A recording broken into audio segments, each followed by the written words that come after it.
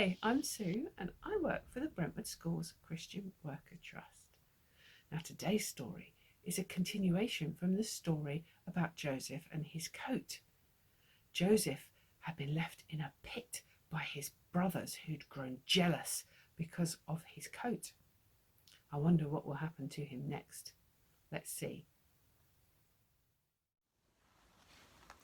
Hi, this is Anthea.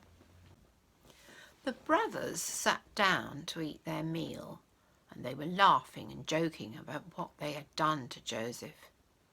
They thought they were now free from his dreams and his influence. When, out of the corner of their eye, they saw in the distance a company of Ishmaelites riding on camels, carrying spices and balm and myrrh on their way to Egypt.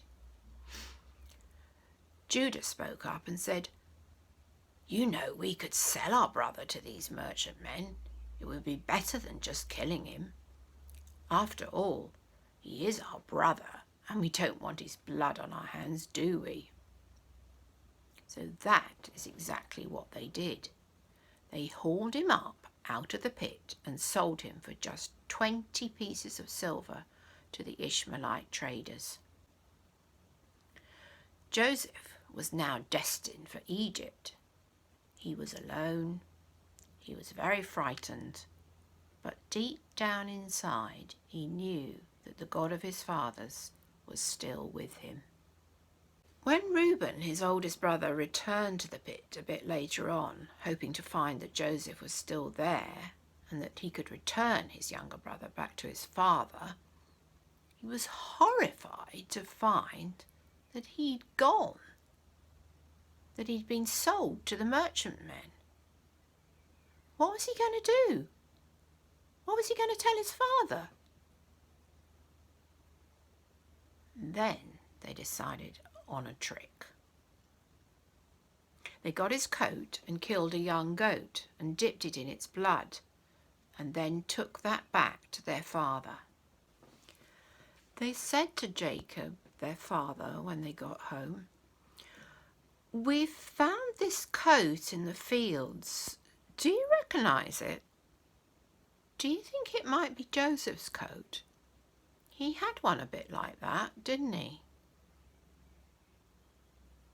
Jacob slowly examined the coat, turning it over in his hands, thinking about it, wondering. "Oh no! What? Of course it's Joseph's coat. What's happened? What have you done with Joseph? Where is he? Where's this blood come from? Oh, don't say he's been killed by a wild animal. Oh, please no. My precious son. I'm not going to see him again now. No, not till I die. Oh, this is terrible." Jacob refused to be comforted, and he mourned and he wept for his son Joseph for many days. He tore his clothes and he put on sackcloth.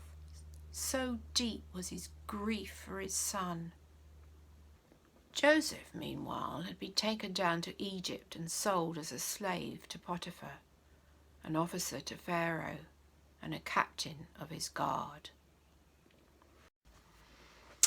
I'm afraid that's all for the moment, but we shall continue this story next time about Joseph and find out God's purposes for him and whether his dreams come true.